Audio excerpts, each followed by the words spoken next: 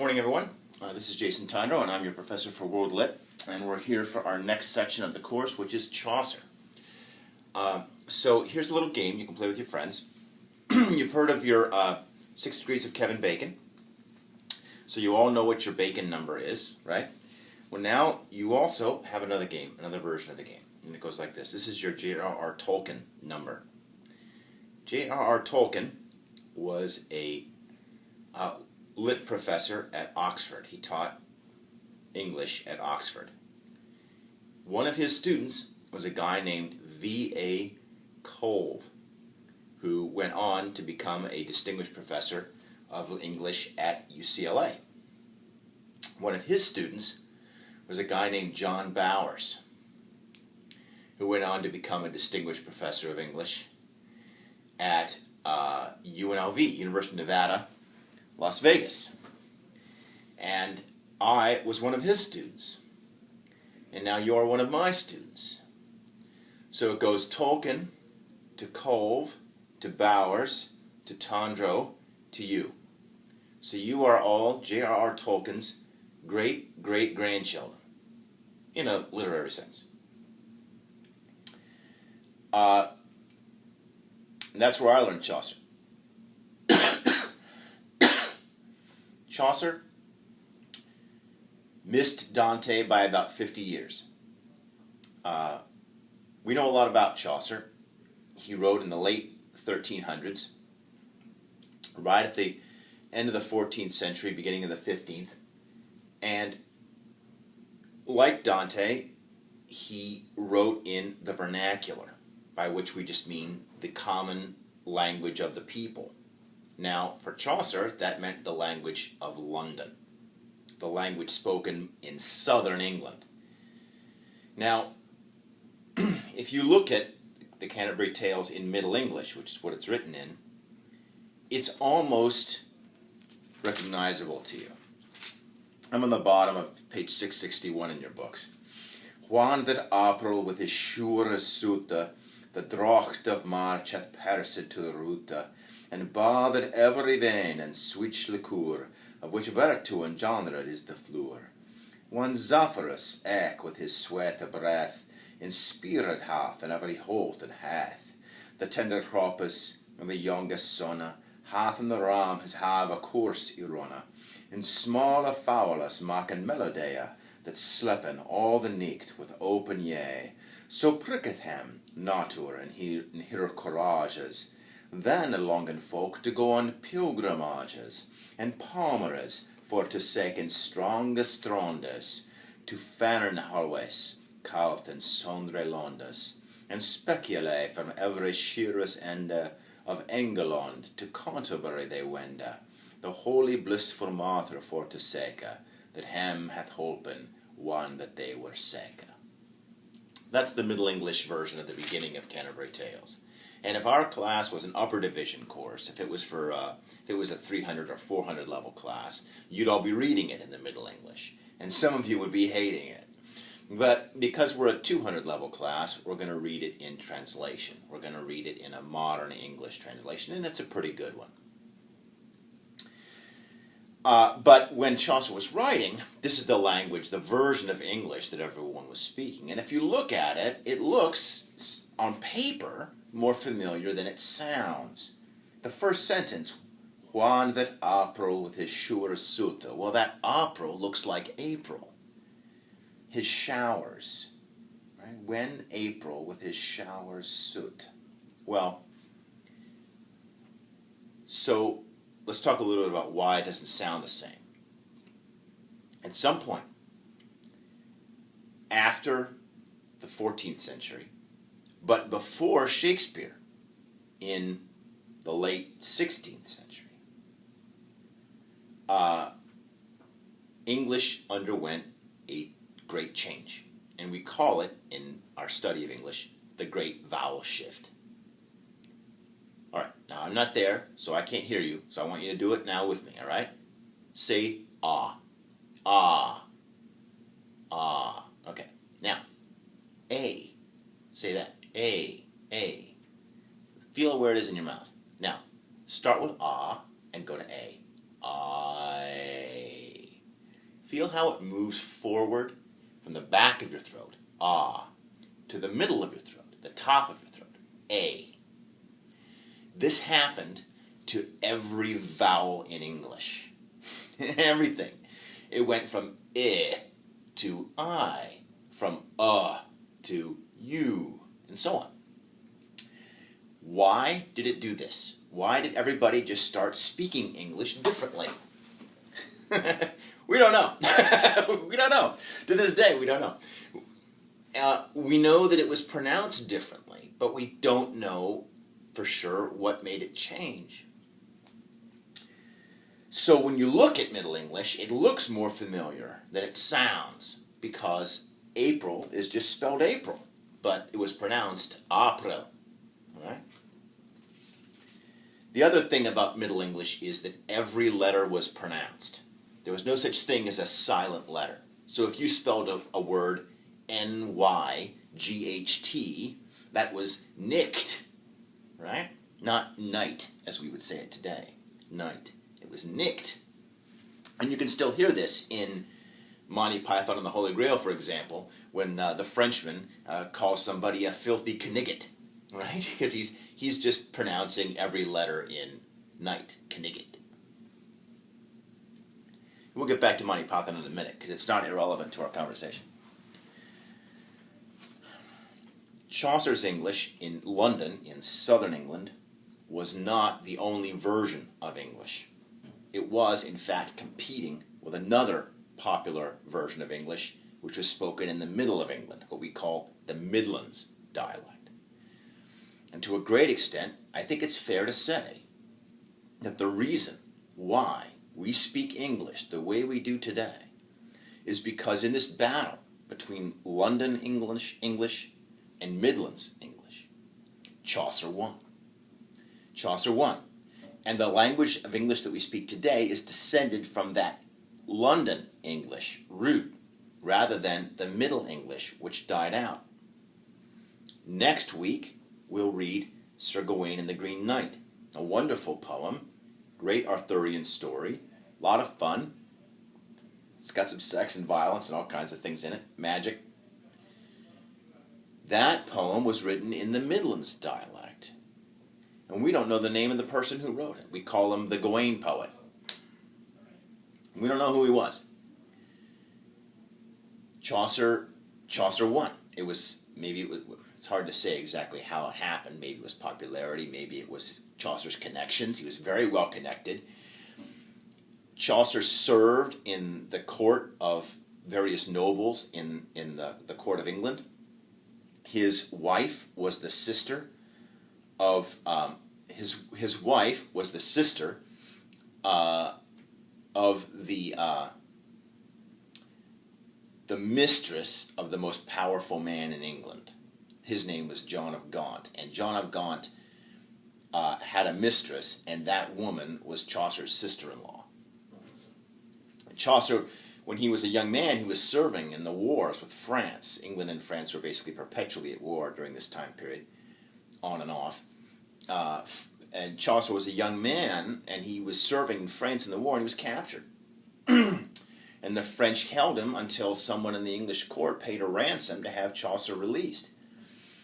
Later on, as his life would mature, as he grew older, he was given various important court jobs. He was a customs officer in charge of collecting the wool customs. The export of wool was a staple of the English economy. They didn't have a lot of mineral resources. They didn't have a lot of the other things that other countries had, but what they did have was a lot of sheep, and they had really good wool. And so collecting the tax on that wool export was incredibly important to the economy of the kingdom, and Chaucer was in charge of that job. Later on, he was put in charge of buildings, building and maintaining buildings for the king. And then finally, later in his life, he was appointed a job as a forester. Now, forester was not what we think of today. You think of a forester, you think of somebody like Robin Hood or something who lives in the woods. In Chaucer's case, the wood, the forest itself, was another source of great income for the king, because the king owned the forest. And if anybody wanted to go hunting in the forest, and a lot of people did, because that's where they got their meat, they had to pay to go do that. And Chaucer oversaw that and the maintenance of the forest itself. A lot of this is in your introductory material, so please do read it. But that skims over a lot of elements of Chaucer's biography, which are not irrelevant to his life. Chaucer's work can broadly be divided into three very basic sections. The first is what we often call his French phase. It's influenced by his time first in France. During this time, he wrote one of his first great poems called The Book of the Duchess, which was a poem to honor the wife of John of Gaunt, who had recently died.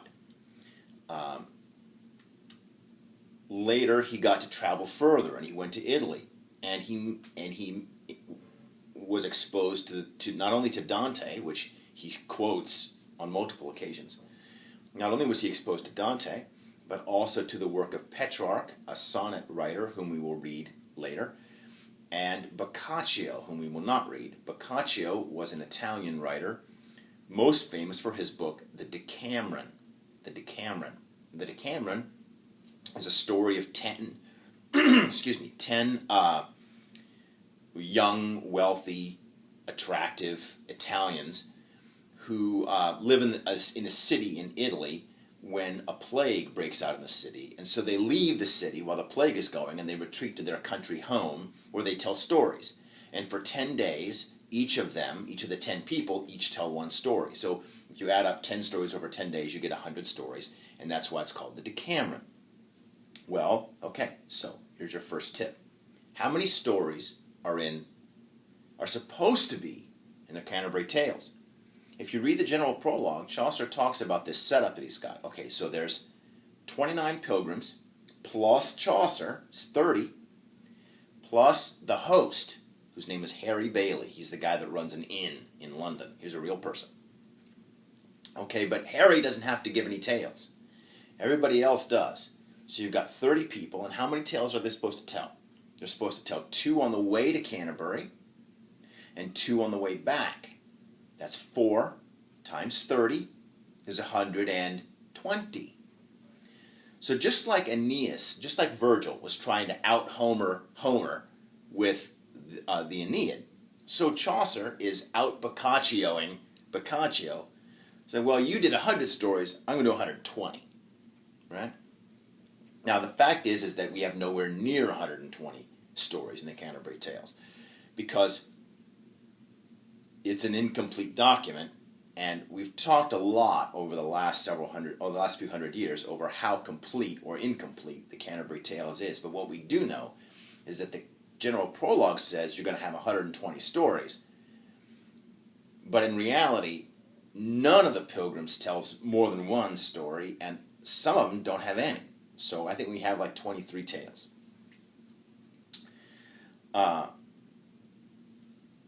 So Chaucer sets up this idea that he's going to be better than the guy that came before him. He's going to outdo that guy. Well, he may outdo Boccaccio. We don't read Boccaccio nearly as much as we read Chaucer. But he doesn't do it with numbers. He doesn't do it with quantity. Okay? All right. This notion, by the way, of one-upping the guy who comes right before you. Yeah, well, you scored 28 points, I'm going to score 32 points. You got a B+, I'll get an A-. Of getting, somebody else brings a knife, you bring a gun. That one-upmanship there's a word for that in Chaucer. He calls it quiting, to quite somebody,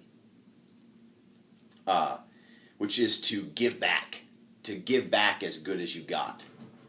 And you'll see it amongst the characters in the Canterbury Tales, especially if we were reading more of them, in the way that they talk to and from each other. So one guy, like the knight, will tell a story, and then the next guy, the reeve, will tell a story that makes fun of the knight's story, and then the miller will tell a story that makes fun of the reeve's story, and so on. With each story getting progressively more and more raunchy. And Chaucer has a lot of really bawdy humor. we'll get to Chaucer as a writer in a minute. Okay, so we talked about his French phase and his Italian phase, where he gets Dante and Boccaccio and Petrarch, and he may have met Petrarch and Boccaccio. Those guys were alive when Chaucer visited Italy as an ambassador, doing diplomatic missions for the king.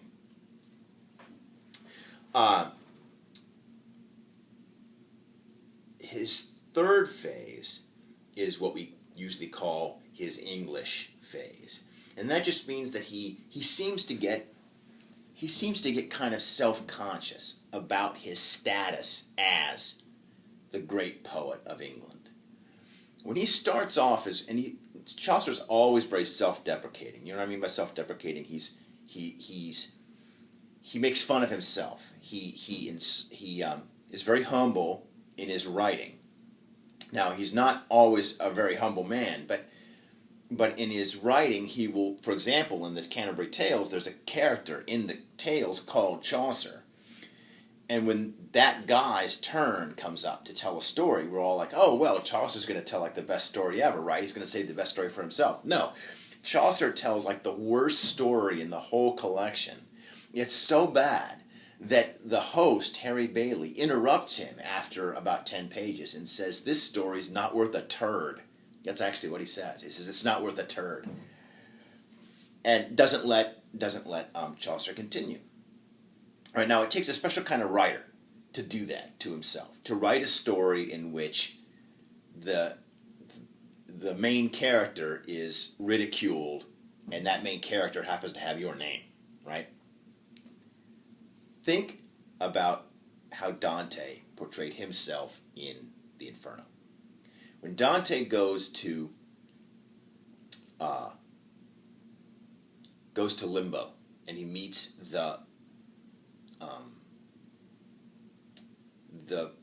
virtuous pagans, and he's already met Virgil, so he's got Virgil on his side, but he also meets like these four other great poets, Ovid and Horace and so on. They welcome him as their equal. He's like the sixth musketeer. They welcome him and say, oh, we've been keeping our eye on you and you're so great. We love your work. Right? Dante wrote that. He wrote all of these great literary minds congratulating him and praising him. In Chaucer's Italian phase, he writes a book called The House of Fame and another called The Parliament of Fowls, and they're dream visions, which should remind us of something, right? They start off by, oh, I fell asleep and I had this dream. It's like Dante. And in The House of Fame, Chaucer falls asleep and he has this dream in which he's picked up by an eagle, and the eagle flies him up into the heavens, and there's this house there where all the great famous people live. And it becomes a discussion by Chaucer on what does it mean to be famous, and how does it affect us, and how does the world treat famous people, and what is the meaning of fame.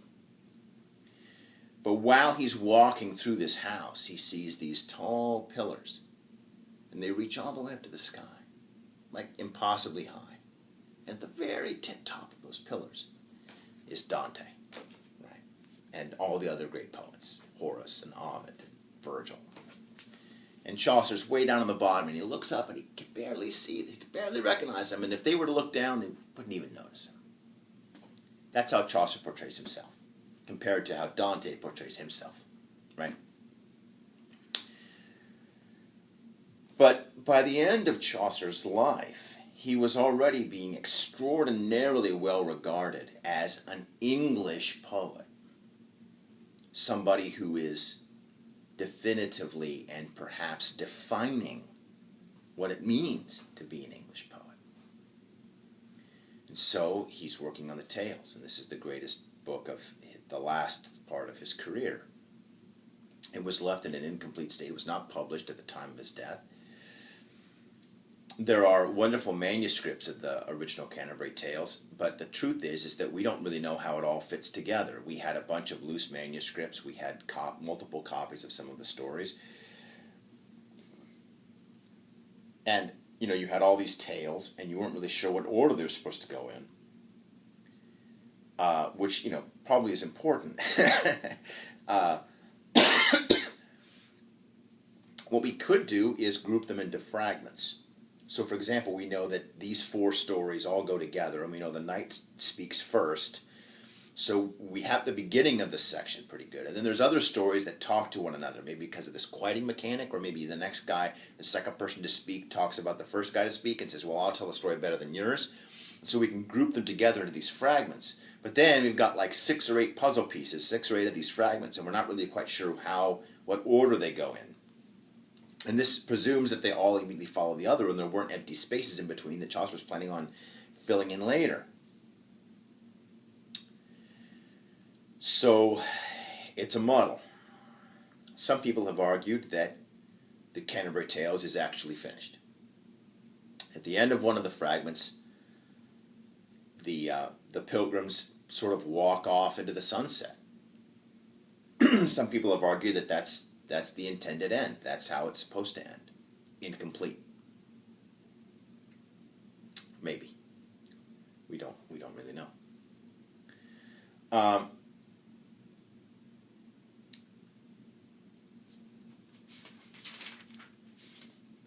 For our class, we're going to read the general prologue, and we're going to read 2 of the characters, their prologues and their tales. The general prologue is a catalog of each of the characters that's on the journey and the rules for the sort of storytelling contest.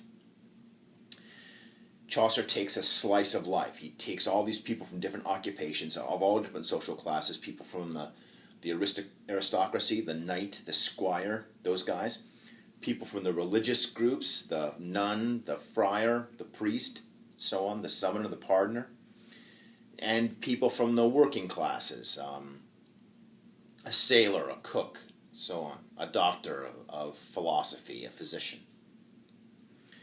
And and he brings them all together on a pilgrimage. Now, a pilgrimage is a spiritual journey. You would take a pilgrimage to better your soul. The traditional and archetypal pilgrimage was a pilgrimage to the Holy Land, which was impossibly far. No, I shouldn't say that. Which was very, very far, but a lot of people did it.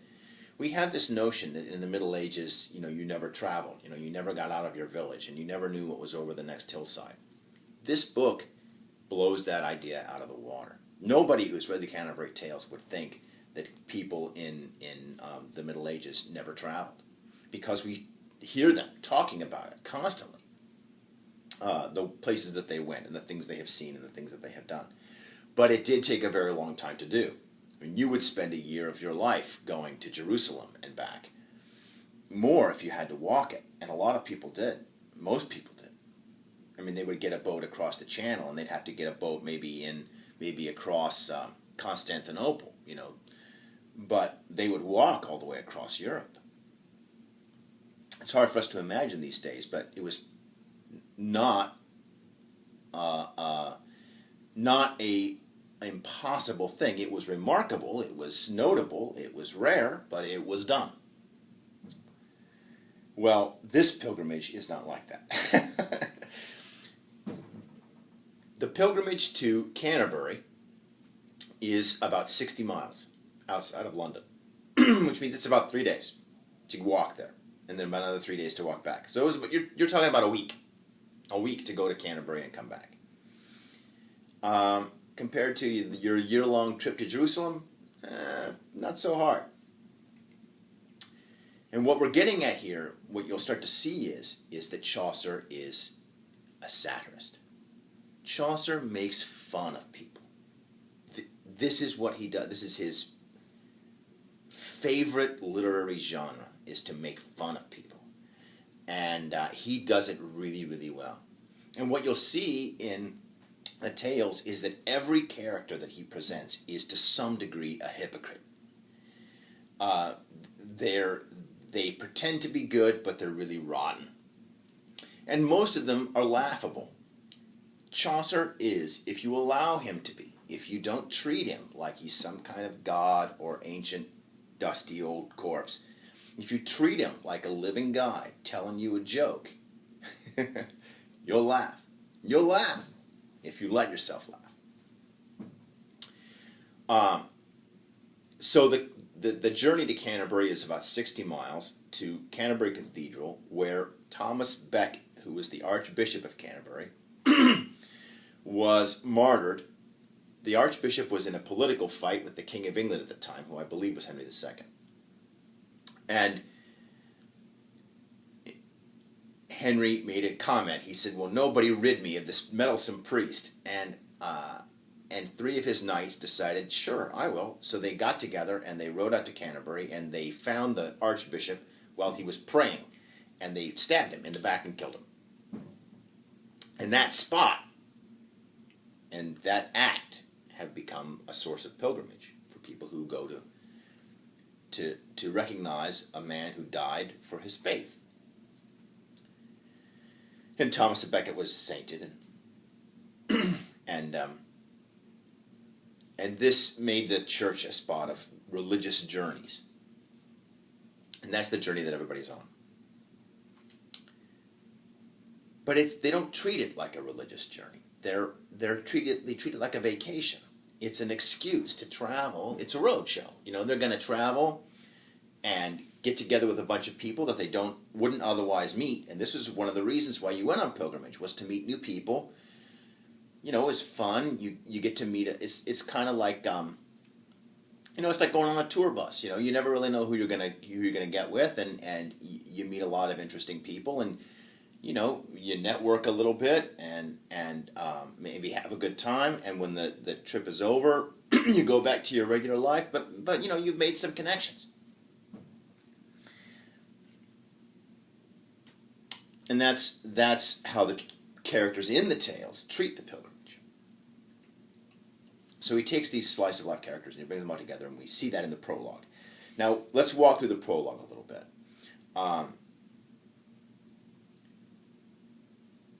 The first character is the knight. And remember I said we were going to get back to Monty Python, and here it is. So the character of the knight, and for those of you that have seen The Knight's Tale, the movie, you may not know or may not remember that there's a character in the film named Geoffrey Chaucer, and there's also a summoner and a pardoner and a knight and so on, all in that book. It's a riff on Canterbury Tales, but it's a riff on a particular version of the Canterbury Tales. If you look at the knight, it talks about how a knight there was, and that a worthy man. Now, when Chaucer says worthy, he means rich. I mean, he was worth a lot. That's what he means. Who from the time when he first began to ride to war, he loved most chivalry, truth, and honor, largesse, which is the giving away, generosity, and courtesy. Full worthy he to fight in his lord's war. No other man had ridden half so far, as much in Christian as in heathen lands, and all his honor, his worthiness commands. And he goes on to list in the whole second bottom of that page, and I'm on 663, all the places in the world that the knight has gone and fought in these tournaments, these jousting tournaments and such, where he's won, and in battles where he's fought. Terry Jones, who is a writer for Monty Python, one of the founders of Monty Python, has argued in an academic book, this is not a funny book, this is a dead serious book, that the character of the knight is based on a real person, on a real specific knight who traveled the world in all of these jousts, and he can be proven to be at each of these places. And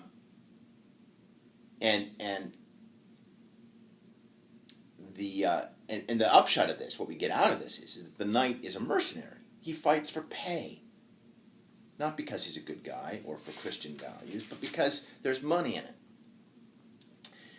His squire, his locks waved like they'd seen a curling press. His hair is curled, and they had curling irons back then.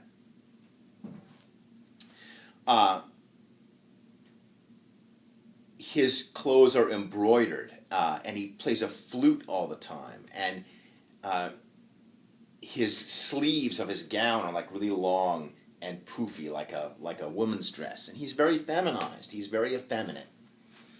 The nun is portrayed as eager for romance. She's like passionate, and in fact, she's described. One of my students said, "It sounds like Chaucer's kind of turned on by the nun, because he describes her as this really beautiful woman."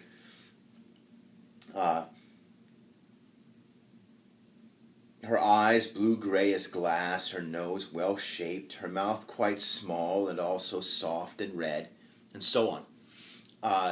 She has the words "love conquers all" in Latin on her gown. No, I'm sorry, on her rosary. Her rosary is a collection of beads that she's supposed to use for prayer, but her beads have "love conquers all," and it's not talking about love of God. She's talking about love of love, right? The monk is a hunter. He's, aren't religious people not supposed to eat meat, right? Well, a hunter's a hunter, but Chaucer uses that hunter metaphor to talk about sex. So he's also a hunter after women, a hunter of sex. The friar, who's supposed to be poor and a beggar, he's like a salesman. He's got this professional begging routine down, and he gets into people's houses and uses his professional con to get money. He's like a professional beggar. Meanwhile, other people, like the clerk, a clerk from Oxford, I'm on the bottom of 668-69, he uses all of his money to buy books. So he's incredibly poor, because although you'd think that, oh, he's a learned and educated man, yeah, except that he spends all of his money on books, and every professor in the world identifies with this guy. We're like, hey, that's us. We all recognize ourselves. He'd rather have books than rich robes or good food or anything. So he's starving to death, and he's skinny and in bad health because he spends all of his money on his books.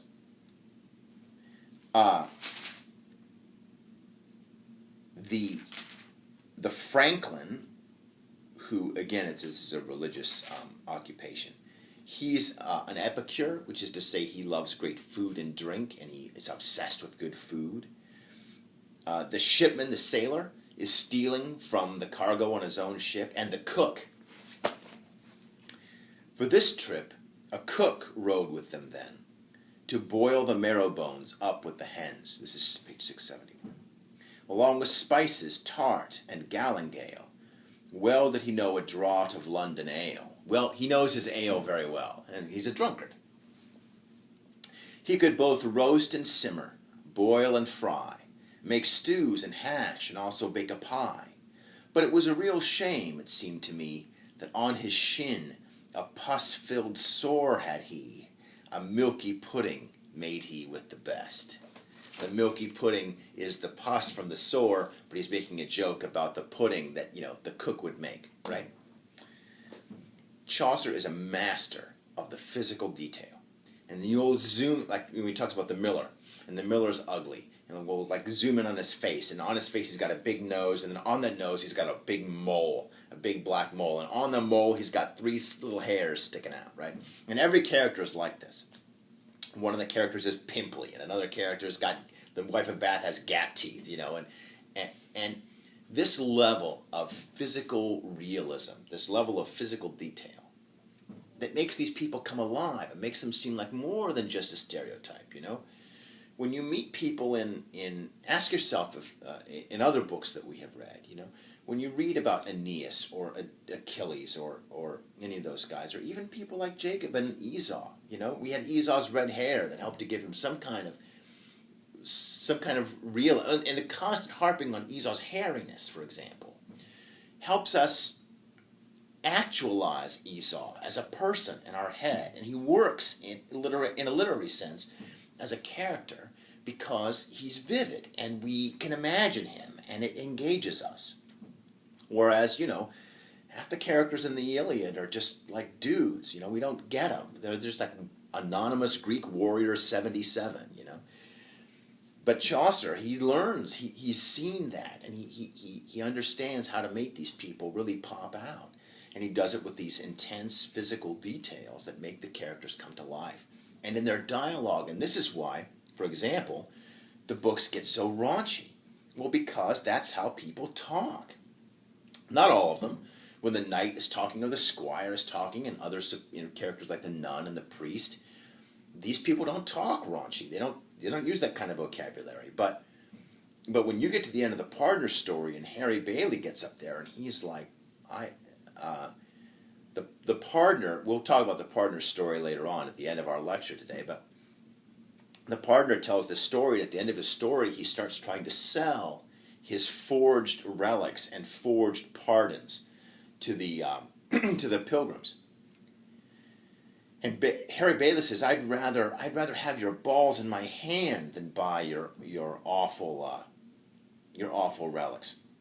He says, "You'd probably try to sell us your smelly underwear that you've already painted." You know, when he means paint, he doesn't mean paint. He means crapped in. You try to sell us your underwear and say that it was the Lord's holy cape or something. You know, this language is used because it's real, right? How many times have you guys tried to tell your English teacher, "Well, this is how people talk. Don't correct my grammar. This is how people talk." Okay, that's Chaucer. Chaucer's right there with you. All right. Okay.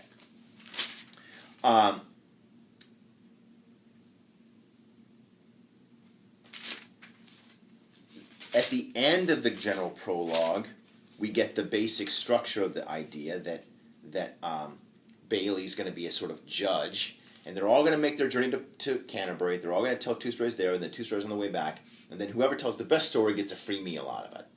And so we've turned this holy pilgrimage, we've turned this supposed spiritual journey, right? And think about all the other spiritual journeys we've been reading.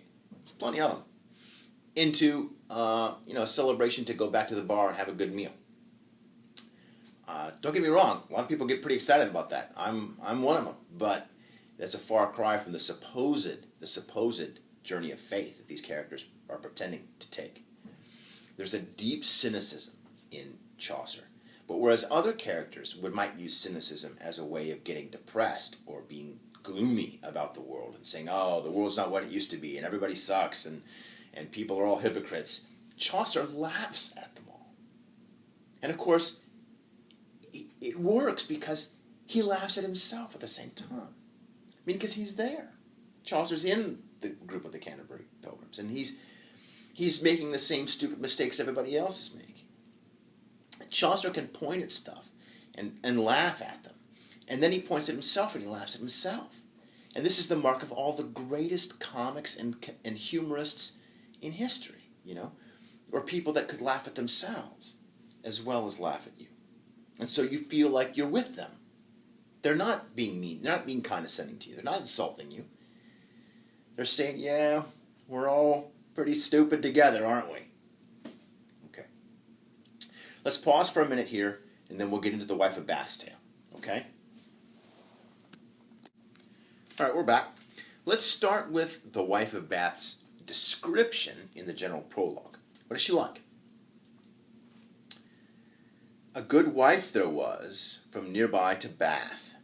It was a pity she was deaf by half." We'll find out why she's deaf when she tells her own story. "In cloth-making she had such a talent, she far passed those from Ypres and from Ghent, and throughout all her parish there was no wife who might first to the offering go before her." She's always the first to give money at church. "If one did, so mad was she that she lost any sense of charity. Her coverchiefs of fine linen were found. I dare swear that they weighed a full 10 pounds, the ones that Sundays sat upon her head. Her stockings were all fine and scarlet red." She wears red, which is a very sexy color. It makes her read like the Scarlet Woman, biblical character, right? And as we will see, sexuality is very important to the Wife of Bath, and it's a big topic of conversation that we have about her even today. "Quite tightly laced, her shoes quite soft and new.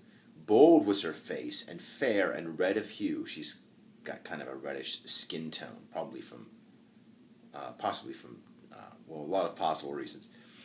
"Worthy she was as any woman alive," again, wealthy. "Husbands at the church door she had had 5. She's had 5 husbands, all currently dead. And what we will learn from her own story is that the first 3 husbands she married, they were all old and rich. And she got along great with them because they were infatuated with her. And so they let her do whatever she wanted. And she will maintain that this is the secret to a good marriage, is to let the wife do whatever she wants. They they loved her more than she loved them. Chaucer is very observant and not afraid to talk about the power dynamics of relationships. If you think back to the relationships you've been in, marriages, dating, whatever, somebody in that marriage, in that relationship, in that dating, whatever, somebody was more in love with the other than that person was in love with the first. In other words, somebody had the power because the other person needed them more than the person with power needs that person. Now, okay, maybe you've been only in ideal relationships where everybody loved each other equally and there was never any such thing. And congratulations, right? You're in the minority. Most of us, I think, can understand that, this is and it's a hard truth to swallow. We don't want relationships to be that way. We don't want them to be unbalanced. We want a relationship where, we talk about this sort of teamwork situation where everybody works together all the time, and fair enough. But the wife of Bath is talking about, okay, let's talk about the boots on the ground, though. Let's talk about how it really plays out. My first 3 marriages, she's saying, that those men they needed me more than I needed them. And I had a great time. I kept them very happy. Why? Because apparently she's really good in the sack. She tells us, right? So I kept them super happy. They would do anything for me. They loved me. I kept them, they had no complaints. Let's put it that way. There were no complaints from my husbands. But they let me run things and do things how I wanted them done. And that worked out great. By the time she gets to her 5th husband, whose name is Jenkins, she's made a mistake. She says, I married him and I loved him. Biggest mistake I ever made. I married a guy that wasn't rich. He was young. By this time, the wife of Bath is 40, and Jenkins is half her age. Jenkins is 20. She's a cougar, right? And she finds this young, handsome guy. She notes, by the way, he had really great legs. He has nice legs, Jenkins.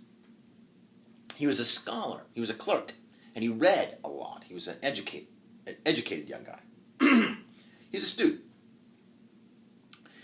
And she falls in love with him for his looks, and he's poor, but she marries him anyway. By this point, she's pretty wealthy. Notice, by the way, that the wife of Bath owns the business. It's a cloth business. We talked earlier in the lecture about the importance of the wool trade.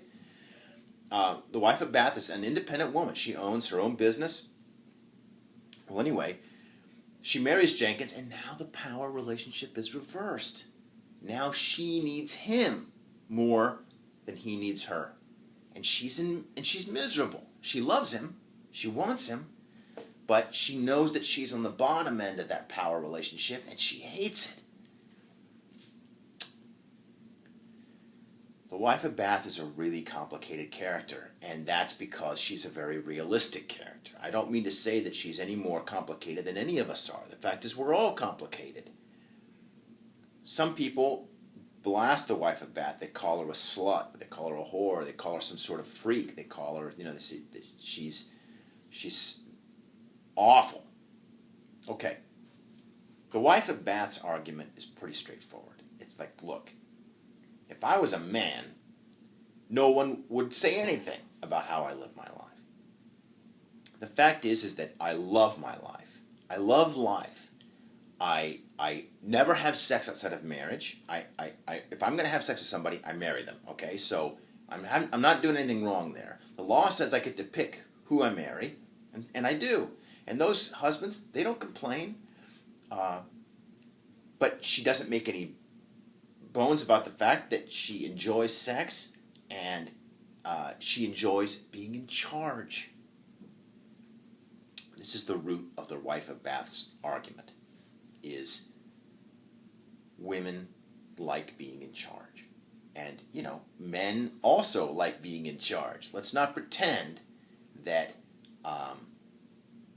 that this isn't something, let's not pretend that the world's anything other than what it is, which is run by men. She talks about a lot of books, and she says, look, who wrote all these books? Men. And the men tell everybody how to behave. And isn't it funny how all that advice is always that men should be in charge, right? Because all the old guys are telling you men should be in charge. Well, Anyway, let's finish a little bit with her description.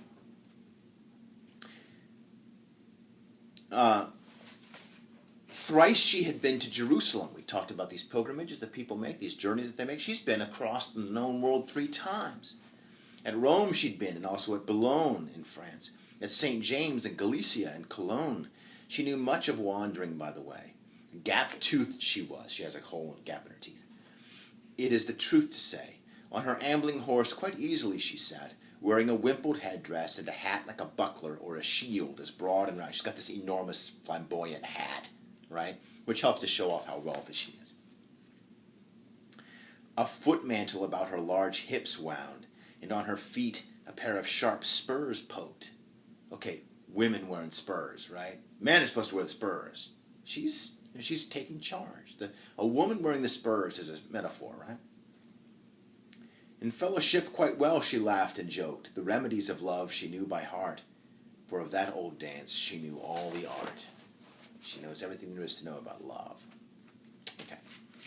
Now, if you have looked at the Wife of Bath's prologue and her tale, what you will see is that the prologue is far longer than the tale itself. In the Wife of Bath's prologue, she talks about her life and her husband's, and we've already sketched out some of that already. One of the basic points she's trying to make is the very first line of her prologue. Experience, though authority were in the world, is right enough for me to speak of the woe that is in marriage. She's setting up two sources, two possible ways of experiencing the world and organizing and running the world. Authority, by which she means books or learning, going to school, versus experience, the way things actually run in the real world, right? The quote-unquote real world. You guys know exactly this argument that we're talking about. We talk about somebody who has a lot of common sense, but maybe not a lot of book learning. Or you say, well, I don't need to go to school because, I've learned everything I've learned in the school of hard knocks. Wife of Bath is right there with you. And that's her point. She's like, look, you can go to school all you want to and you can learn all these things, but the fact is that what you're learning has all been taught by old dead guys. And what you need to do is get out in the world. And let me tell you what the world is really like. And she's learned everything she's learned from experience. And her argument is that experience is a better teacher than authority.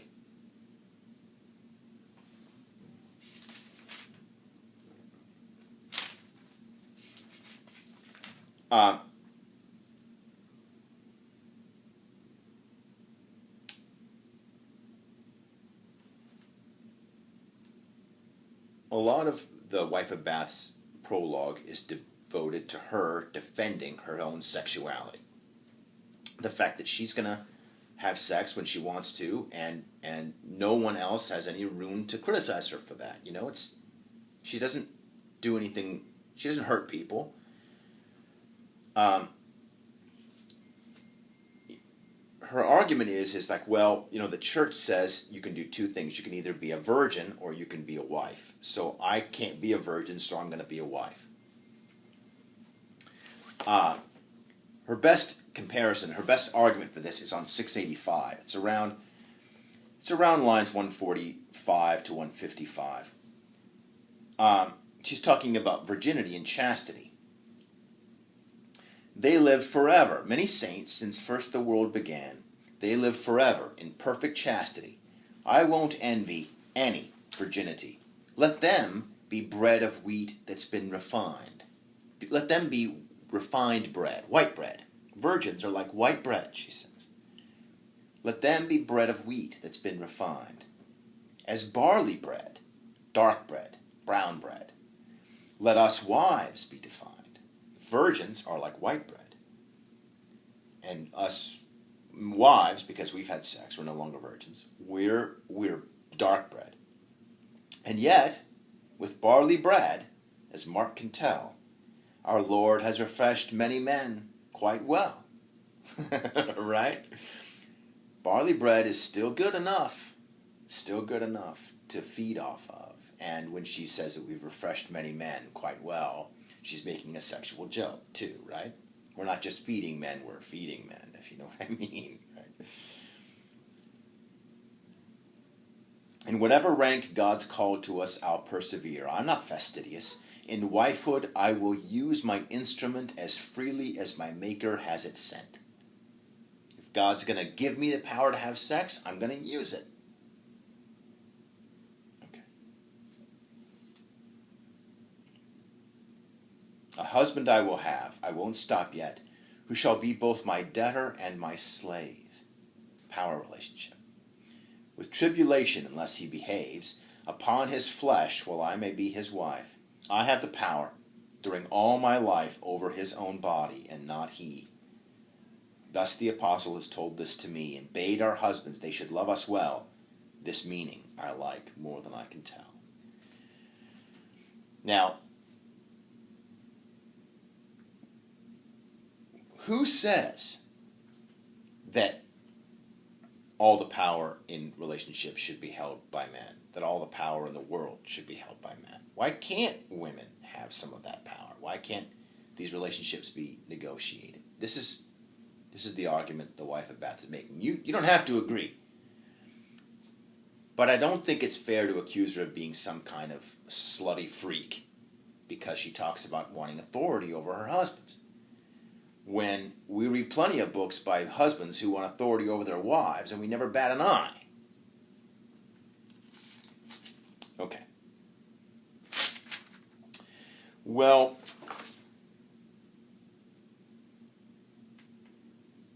this goes on to, she talks about her marriage to Jenkin, which culminates in a fight in which Jenkin is reading from a book which is anti-women. It's all these, it's a very misogynist book filled with speeches telling women that they should behave and be subject to their husbands. And finally she gets so mad she rips some pages out of the book, and he grabs the book and he hits her with it. And she pretends to be hurt, and then when he gets close she hits him back, right? Because she's a scrapper. And there's some domestic violence going on here, okay? You know, there's some, it's a mutual thing. She gives as much as she gets. She quites. She's quiting him. You're gonna hit me, I'm gonna hit you back, just as hard. But it ends in a positive way. He apologizes and he gives up the authority. He says, okay, we'll just do it your way. We'll just do it your way. And she's like, okay. Okay, now we're on the same page.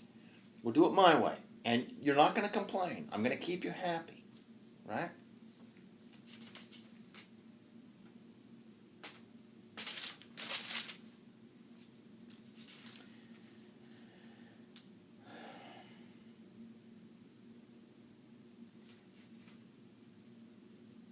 Whatever thing won't lightly come our way, then after it we'll cry and crave all day. Forbid us something, and that desire we. Press on us fast, and then we're sure to flee. With standoffishness we spread out all our wares. Great crowds at market make the goods dear there. Too great a bargain isn't thought a prize, and this knows every woman who is wise. Things that you are offered, you don't want. The things that are hard to get, that's what you want. And a wife knows that. So, be hard to get, keeps them wanting, keeps you in charge. Practical advice. Well, and this issue of authority versus experience, right? Well, if I'm looking on page 697. By God, if women had written stories, like clerks do within their oratories, they would have written of men more wickedness than all the mark of Adam could redress. We read all these books in which all the women are bad people, right? It's always the woman's fault that something bad happens. And you guys have written about this, It's Helen of Troy, and it's Eve, and it's all the women that get portrayed as the bad guys in these stories. Well, that's because these stories are all written by men. If women wrote the stories, it would have been Adam's fault, right? Well, finally, she gets to her tale, and her tale is an Arthurian story. It's set in the court of King Arthur. It's about a knight. It's an adaptation of another story that Chaucer knew well, called The Tale of Gawain and Dame Ragnell. Now, Chaucer files out the name, so it's not Gawain anymore. It's just an anonymous knight. And this anonymous knight rapes a woman. He rapes a virgin. And as punishment, the queen says, all right, you have to go out on a quest. And you have to answer the question, what do women want? One of the great questions of the universe, right? There's why do bad things happen to good people, and there's what do women want? You have to go find out what women want. You have a year. And if you don't find it out in a year, you're dead. So the knight goes out, and he travels the world, and he asks everybody, and he gets a million different answers. Some said that all women best loved richness. Some said honor, and some said jolliness. They love a woman that makes you laugh. Women love people who make them laugh. Some rich array, people who are well-dressed. And some said lust in bed, and oftentimes to be widowed and wed. Some said that our hearts are most often eased when we could be both flattered and well-pleased. He got quite near the truth, it seems to me. A man shall win us best with flattery. But the knight continues to travel until finally he comes across a sort of fairy princess, like a magical fairy, who appears as an old woman. And the old woman says, look, I know exactly what you need to say to the queen. I know the answer, and I'll give it to you. But you have to give me anything I want. You have to give me the one request of anything I want. And the knight, who's looking his death in the face, says, okay, sure, fine, you can have whatever you want. So they go back to Camelot, and they go in front of the queen, and the old woman has whispered into the knight's ear and told him what to say, and he says, women want... I'm on 704.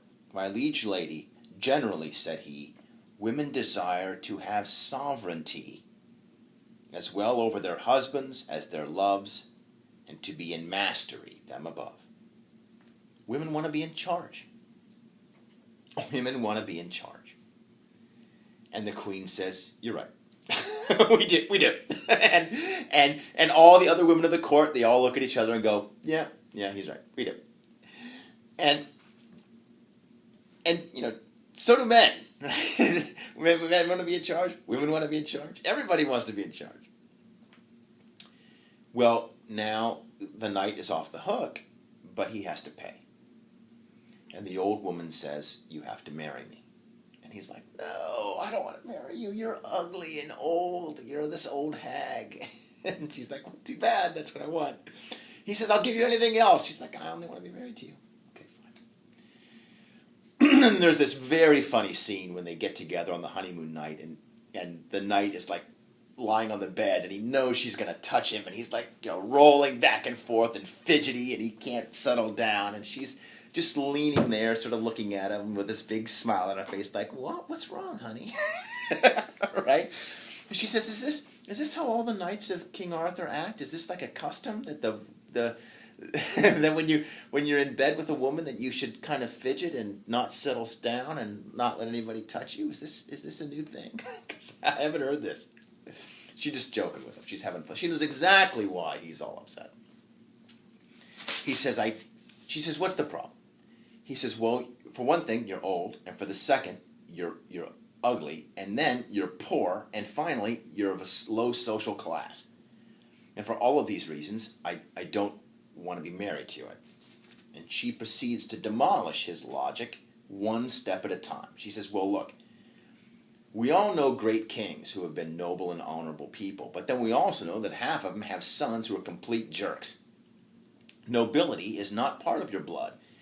I mean, the knight himself raped a woman, right? Nobility isn't part of blood. So lots of ordinary, common people are good. So that's no reason to not like me. Okay, what about the other thing? old. Well, yeah, I am old. But you know what? We all get old. Old is natural. Old is part of nature. If you don't like someone who's old, well then, take it up with God, because he's the one that made us this way.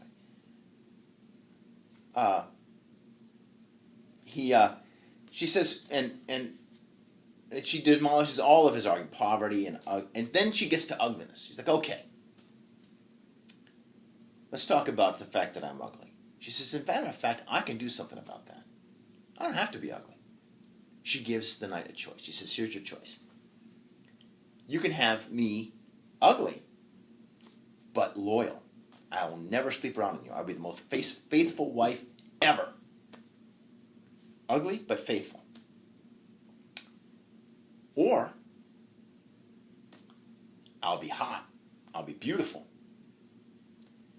But I'll sleep around on you with everybody who comes to visit. And believe me, they'll all come to visit.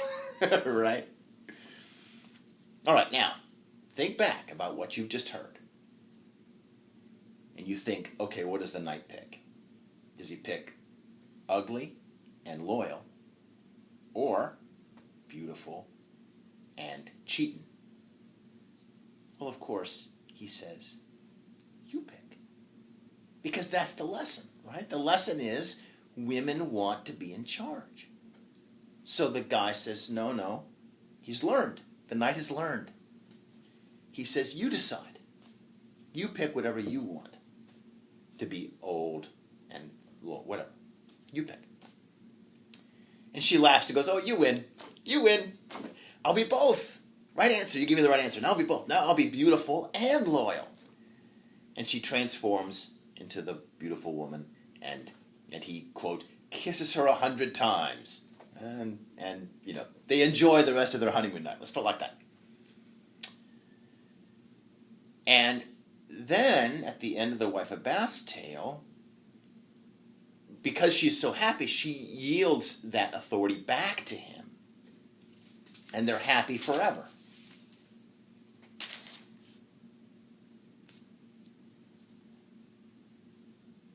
And thus they both lived until their lives end in perfect joy.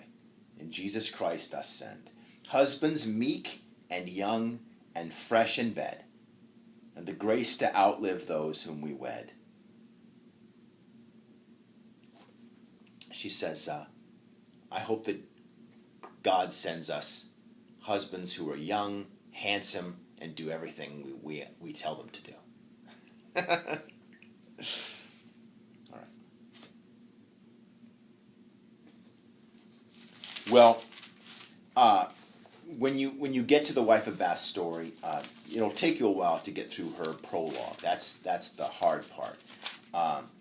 But listen to what she has to say about this question of authority versus experience, and listen to her voice. And her name is Allison. She's occasionally referred to once as Alice. In Middle English, it's pronounced Alisoun. So she's one of these examples of these very, very vivid characters. And in one of my classes, a student called her a feminist.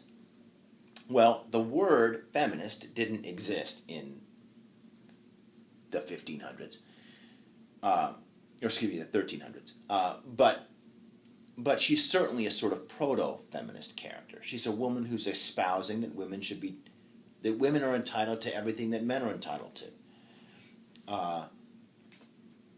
And it's hard to argue with that. You can argue with her sexuality, and a lot of people have, but her argument is, look, I obey the rules. The rules are you have to be married to have sex, and so I am.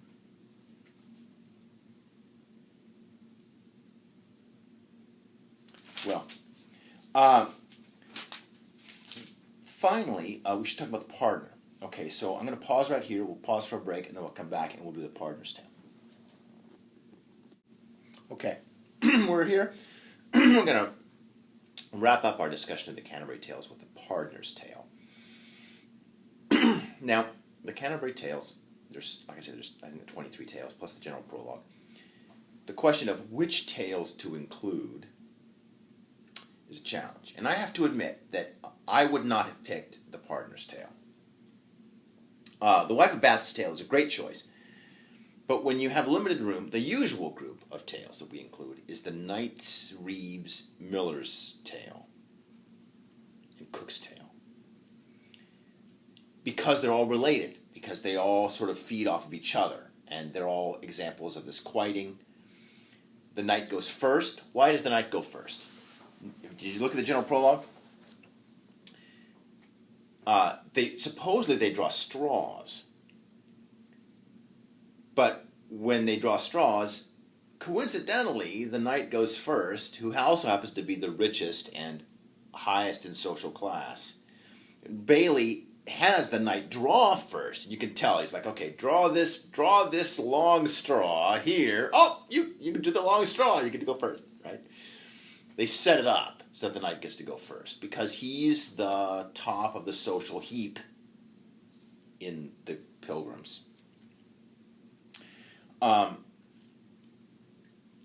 The partner, the choice to include the partner, but if that group of tales, the Knight, the Reeve, the Miller, the Cook's tale, all those, it's quite long. The Knight's tale alone is very long, and it bores a lot of people because it's a sort of classic, highbrow intellectual poem about knights and fighting over a woman, and that. There's a lot of interesting stuff there. Don't get me wrong. Please don't get me wrong. Shakespeare obviously liked it because he wrote a play based on it. He wrote The Two Gentlemen of Verona. Two Noble Kinsmen, which is based on the Knight's Tale. But to a lot of students, it's just long and boring. It's not until we get to the Miller's Tale and the Reeve's Tale, which make fun of the Knight's Tale, that it starts to get really good. Right? Well, maybe you decided that was too many pages, or maybe you just felt you had to include the Wife of Bath. Well, now you definitely don't have room to include the Wife of Bath and that whole group. So now you have to find a single tale that kind of stands on its own. And who do we go with? Well, we go with the partner. Why the partner? Ask yourself, why, of all the characters we would include, why the partner? I'm on the bottom of 677. With him, with the summoner. With him there rode a gentle pardoner of Roncesvalles. I keep wanting to read this in Middle English, so you have to excuse me. Sometimes my pronunciation turns into Middle English.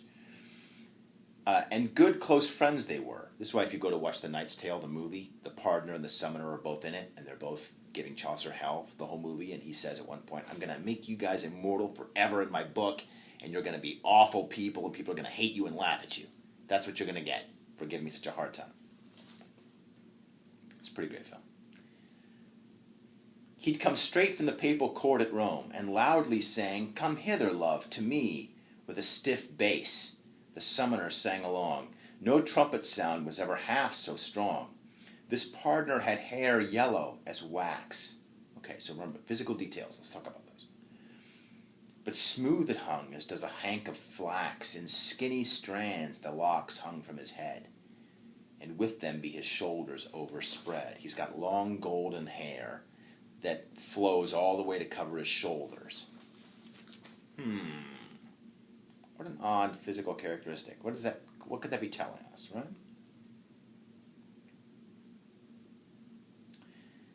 But thin it lay, its strands hung one by one. For stylishness, a hood he would wear none. He won't wear a hood to cover up his beautiful golden hair, which is actually kind of thinning. Since it was trussed up within his wallet, he thought he wore the latest fashions yet. With loose hair, his head, save for his cap, was bare. Such staring eyes he had, just like a hare. He's got big staring eyes. A Veronica he'd sewn on his cap. He wears a cap on the top of his head. And he's got a little picture of Christ on it, sewn, like embroidered. His wallet lay before him in his lap, with pardons, hot from Rome, stuffed to the brim. Now, we talked about simony in the Inferno. Remember? Simony is the crime, the sin of selling divine offices, your job, your divine job, selling it for money. In this case, pardons from sin. You've done something wrong, you pay money and your sin is forgiven. He has these pardons that he's brought with him from Rome. A voice, high as a goat's. He's got like this really high voice, kind of a girly voice, right? High as a goat, came out of him. No beard hath he, nor should he wait for one. He couldn't grow one even if he wanted to. His face smooth like his shaving just been done. And here comes the kicker. I think he was a gelding or a mare. I think he was a eunuch or gay or homosexual. But in his craft, from Berwick down to Ware, no partner like him in all the land. In his bag was a pillowcase on hand, and he declared it was Our Lady's veil. And this is just the beginning of all of the fake relics he carries with him. Now, this was a big trade in the Middle Ages. And again, it's a sin. These people are in the inferno. You read about them. People who pretend, they sell fake relics. So they take, in this case, a pillowcase, and they pretend that it's the veil of Mary, and they sell it for a fortune, and then they go get another pillowcase, right? And he's got sheep bones or whatever that he would put in gold and say, oh, this is a saint's finger bone or something. And people believe him and they buy it. And they think that the relic has, divine powers. But more importantly, it's an instrument of their faith. You don't have to believe that a cross has healing powers to buy an expensive cross and put it in your home. You do it because it's an act of devotion for you. You want to pay tribute to your faith, so you spend a lot of money on it. But you shouldn't have to. You shouldn't have to spend money on your faith. The pardoner is exploiting the people and their desire to give. He's using it to get ahead, to make money. He's cheating people. And this is why Simonists go to hell in the inferno. And this was a huge problem. I mean, the selling of not only of pardons from sin, but also of these fake relics and so on. The church had become a money-making enterprise. And it would not last for long. This is why we got the Reformation. It might be worth noting that at this time period, the Bible was still only in Latin. The edition of the Bible that they were using at the time was what we now call the Vulgate Bible, which was a Latin translation of the Bible.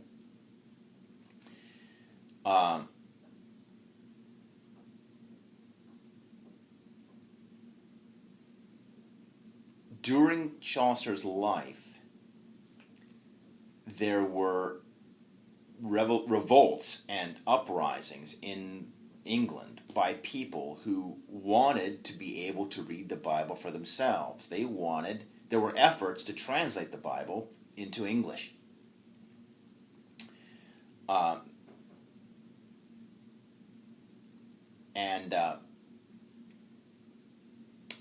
These groups became known as Lollards, after one particular group of reformers. And to be one of these people was to be guilty of lollardry. Now Chaucer takes a lot of stabs at Lollards, and he insults them, but his focus is on their civil disruption and the violence that they did in the public square. He focuses on them as rioters, as people who are upsetting the public. The church did not respond well to these, the Catholic Church did not respond well to these notions of a Bible in English and these people taking the Bible into their own hands. We talked about before, the Catholic Church as an institution has a lot, as any church has a a lot at stake in how the Bible is interpreted. And if everybody has their own copy of the Bible, then everybody will be doing anything that we've been doing over the last 8 weeks, and that's reading it for ourselves and coming to our own interpretations of whatever book we're reading. Well, the organized church has a lot of reasons not to want that. They want people to all follow the same page, and the way to do that is to control access to the book. If only your designated readers can read it, because it's in Latin and they have to learn a special language to read it, then it's easier to control how those words are read and understood and interpreted. And you can keep everybody believing more or less the same thing. But if everyone has their own copy of the Bible, well, then they can all come to their own conclusions about what they think it means, and pretty soon your faith starts to get really problematic. This would not be resolved within Chaucer's lifetime. It would not be until, more popular versions of the Bible sprang up and they circulated, and then they would be stamped out. But finally, in the Protestant Reformation, King James of England ordered that a Bible be published and printed, not handwritten, because by this point we had gotten to the point where we had a printing press, but printed in English and mass-produced. And he didn't just make it in English, he got the best people he could find to make it the most beautiful English. Because, it's God's Word, it should be beautiful. And thus we get the King James Bible, which became the popularized version of the Bible in English, and we still read it today. There's a lot more modern versions, but the King James Bible has had an enormous impact on our civilization, on our culture, on the way that we read, on just the structure of our language. That's how this fight would resolve. But what we're seeing in Chaucer's day is that struggle while it's still going on. Who's going to own the faith? Is it going to be the hierarchy, or is it going to be the people?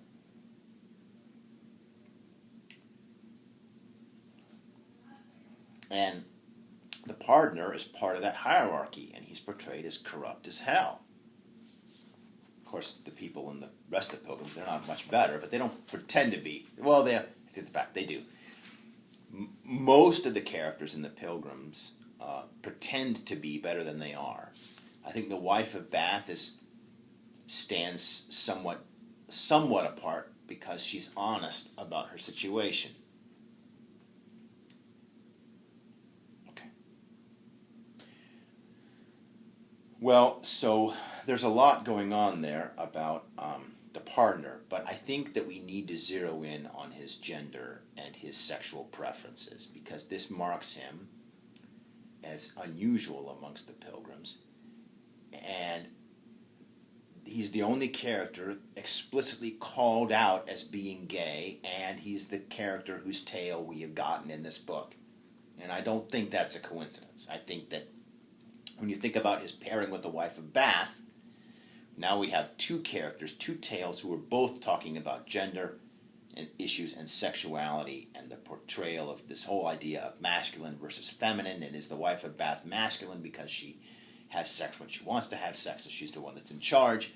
And is the pardoner, who's gendered male, somehow feminine because he's portrayed as this kind of girly face who can't even grow a beard, and he's the long blonde hair and so on. Let's look at his tale.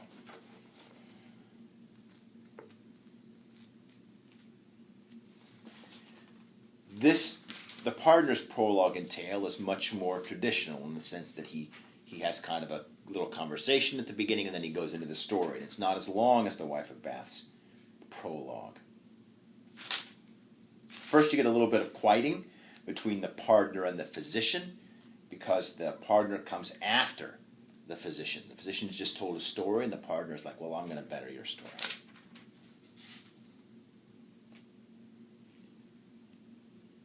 First thing the partner does, though, he says, but first we got to go to a bar because I need some drinks and we're going to tell a story. And they're like, oh, no. We want to hear a spiritually enlightening story. We want to hear a story that's about good moral values. You can't do that at a bar. He's like, well, look, I need a drink or I'm not going to be able to tell you anything. So,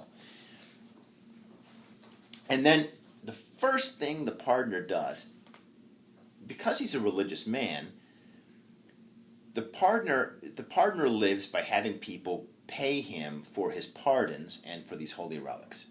Now, for that to work, he basically has to have a sermon. He has these religious speeches. They're like sales pitches. And he makes you feel really guilty about yourself. For whatever reason, he preaches a sermon about the evils of, in his case, the evils of drink, of greed, and of swearing. These are the things that he has sermons about. And by the time he's done, you realize how guilty you are of drinking, swearing, and gambling, and being so greedy that you give up your money freely to him. But he's a crook because he's guilty of all the things that he preaches these sermons about. He's an incredible hypocrite. And in that sense, he's like most of the pilgrims, and Chaucer would argue, like most of us.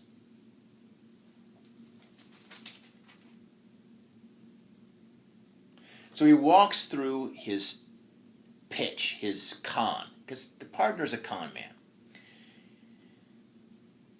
He tells them where he's. I'm on the top of page 711, and he says, the thing that I preach against is the root of all evil is cupidity, greed.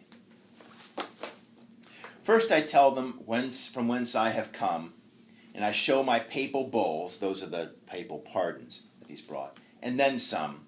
Our liege lord's seal on my letters patent. For protection, I show first as a warrant. He says, you can't hurt me, because I have this letter from the local lord saying I'm immune to harm. I'm protected by the law. He says that so that when they get mad at him, they can't attack him. When they find out that their relics are fake or whatever, they can't do anything to him. And I speak some words in Latin so I can give to my sermons some flavor and to stir them to devoted ardor. Everybody knows that Latin is the language of holy men. So I speak a little Latin there so that they know that I'm a religious guy. And I show them cases of long crystal stones and crammed tight full of clotted rags and bones. In the medieval era, relics would be put in cases called reliquaries. And the reliquary was usually glass with gold, and it was designed to show off the relic that's inside as handsomely and beautifully as possible. So you'd have a piece of a rag or a bone, and you would say, oh, this is from, St. Peter's toga, or this bone is, Christ's finger bone or something.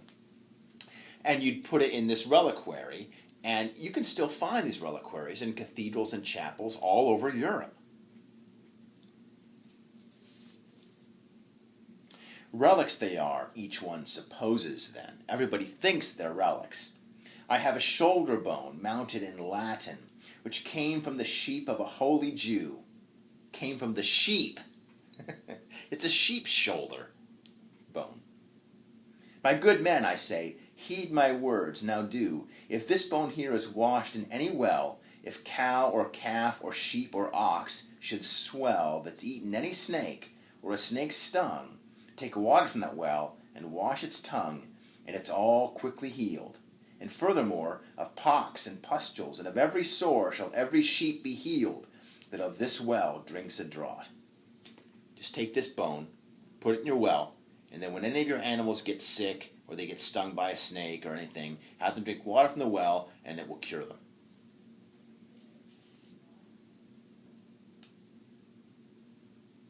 Now take heed of what I tell. If the good man who owns the beasts will seek, right before the cock crows every week, to drink from this well, fasting as he ought, at the same holy Jew our elders taught, his beasts and his stock sure will multiply. Drink from my well, from the well that you put this shoulder bone in, and you'll become healthy, and your crops will prosper.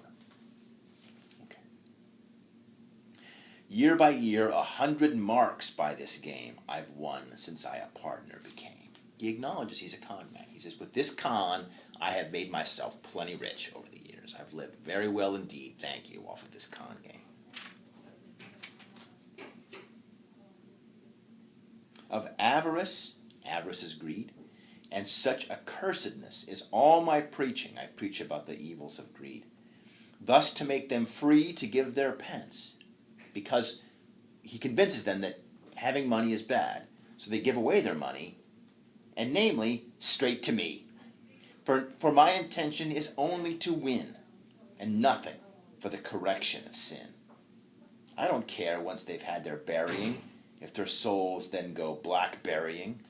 Blackberrying, by the way, for those of you that carry a BlackBerry phone, blackberrying used to mean go to hell. And a blackberry was someone who was damned to go to hell. Not that I'm saying nothing about your phones.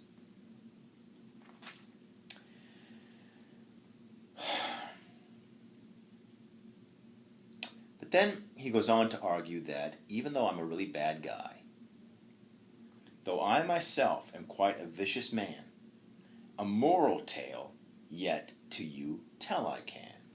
I may be a bad guy, but you can learn a lot from a bad guy. And just because the source is wicked doesn't mean the story is bad.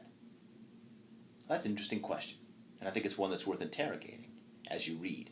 And ask yourself, is that true? Can you learn good things from a bad source?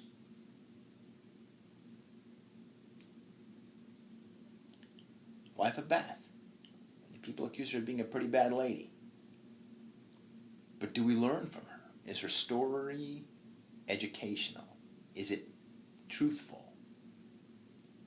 Or is it we can't buy it. We can't believe anything because of the source it's coming from. Interesting question, I think. All right. Now the Partner's Tale itself is part of this long. Remember how the Knight's Tale, or the Wife of Bath's Tale, was part of this long tradition of. We didn't really get into it too much, but I talked about how the Wife of Bath's story was an adaptation of a story called Sir Gawain and Dame Ragnell, and this is actually what we call in medieval, we call it the loathly lady trope, the idea of a knight who ends up being forced to marry an ugly woman, an ugly old woman. And it's usually a spiritual test of some kind. It's a challenge. And if he can navigate the challenge right, then he can keep his honor, right? The loathly lady trope. And there's a bunch of loathly lady stories, and we still have them today. Stories about guys who are being pursued by women that they don't like. And they're like, well, how do I get out of this, right? So the Partner's Tale is also part of a long tradition of stories. The long tradition of stories of three guys who try to outwit death. And every one of you that's read Harry Potter and the Deathly Hallows, that's just a modern version of this story. The three guys, in this case, they're all thieves. They're all criminals. And they decide, they see this old guy walking through town. And he's so old and repulsive, and he triggers their own fear of death.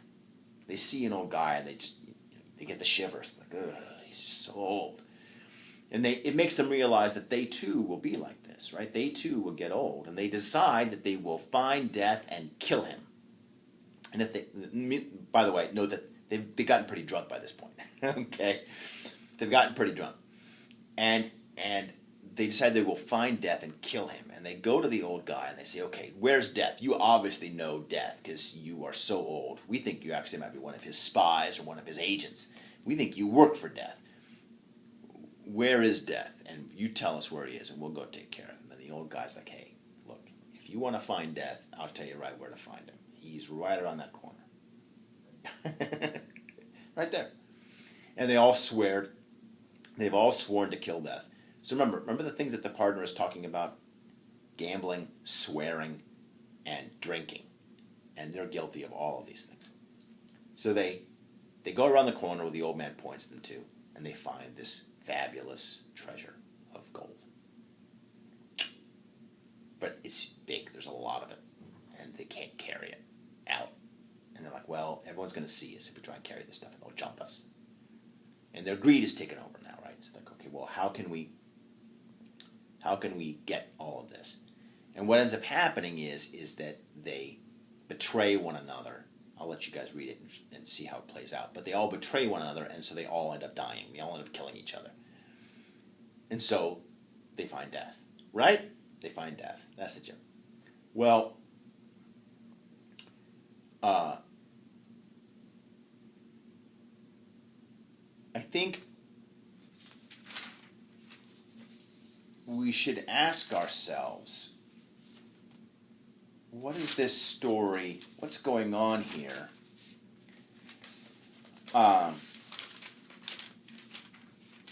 And how it relates to the pardoner himself.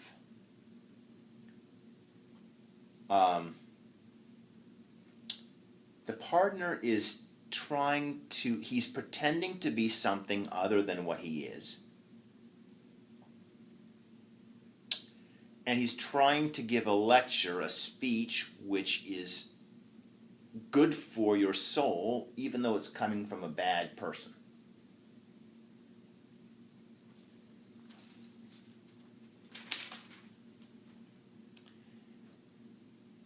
There's something in there about his gender and his sexual preference. I'm not sure how to unwrap it. I'm not certain if it's clear. But if you wanted to argue, if you wanted to examine his gender preference, his sexual identity, you could say, well, does being a look, the thing is that our understanding of homosexuality in the Middle Ages was not what it is today. Okay, today, 7 states in America, gay men and women can get married. We let gay people serve in the military without hiding it anymore. I mean, we've come a long way, even in just the last few years. But this is 1390 or early 1400s, and we haven't come that way yet. And Chaucer makes fun of these people. But, to be fair, he makes fun of everyone. He doesn't single out the pardoner as any worse than anybody else in the pilgrimage. And, he pokes fun at the pardoner for being a gelding or a mare, for saying, well, he's either dickless or he's gay. But everybody in this book gets their comeuppance, Even Chaucer himself gets blasted. And I think what we see here is actually, in Chaucer's sort of cynical, joking way, it's pretty egalitarian. I mean, he doesn't treat the gay member of the pilgrimage as any better or worse than he treats everybody else. Everybody's in for it.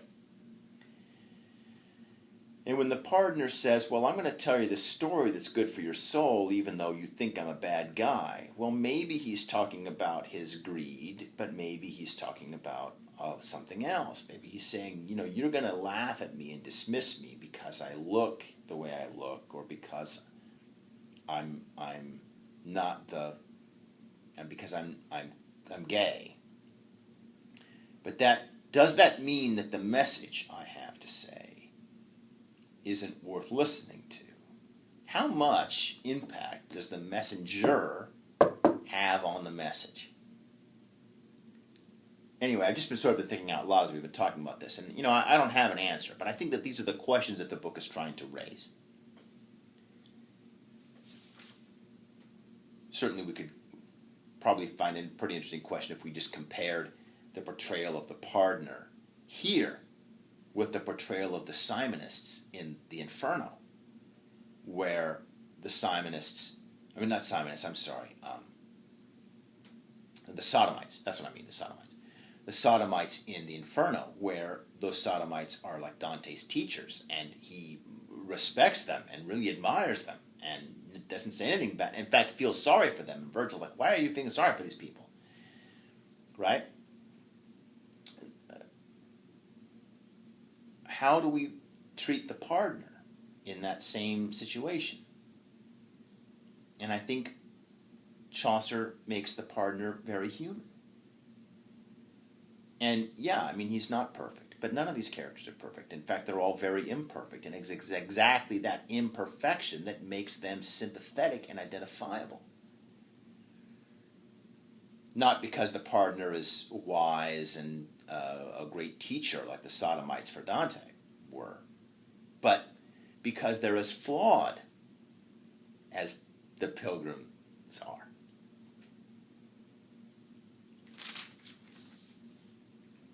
At the end of the partner's story, after he's told his tale, he can't help but launch into another sales pitch, where he starts to tell all the people on the pilgrimage, all the Canterbury pilgrims, and here I've got all these pardons to release you from your sins, and I have all these holy relics. So come on up, you can kiss the relic, and relieve yourself of your money, and make your soul better. Now the funny thing here, of course, the real cynical thing here is that everybody knows that the relics are fake. He's told them all the relics are all fake, and the pardons might also be forged. He's got a purse full of them, so he's brought some of them back from Rome. But when they run out, is he going to go back to Rome and get more, or is he just going to fake and make some more? Anyway, they know that everybody in the pilgrimage knows that the things are all fake, but he's going to try and sell them anyway. It's because he can't help it. He's in that. This is what happens. He tells the sermon, and then he makes the pitch.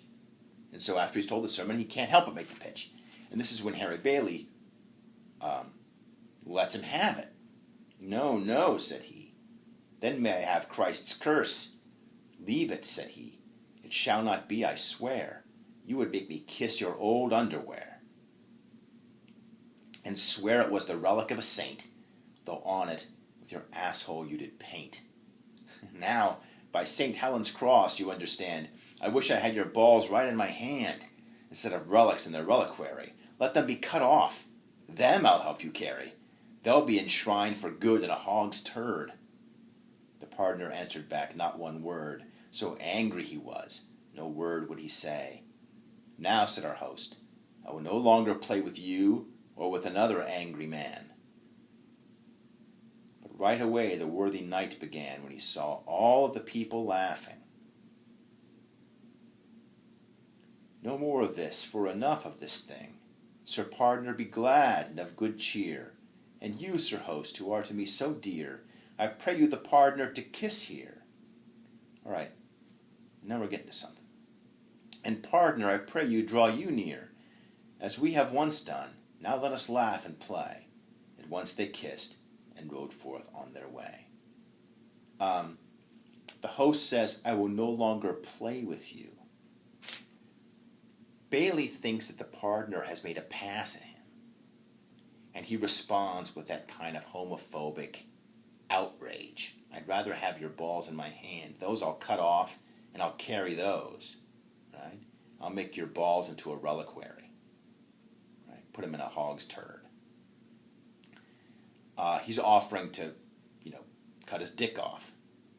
And the knight intercedes and settles this affair, this quarrel, with a kiss.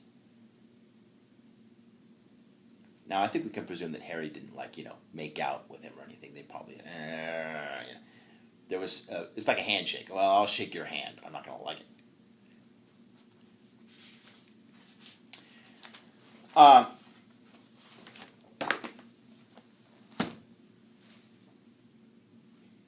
Give it a shot.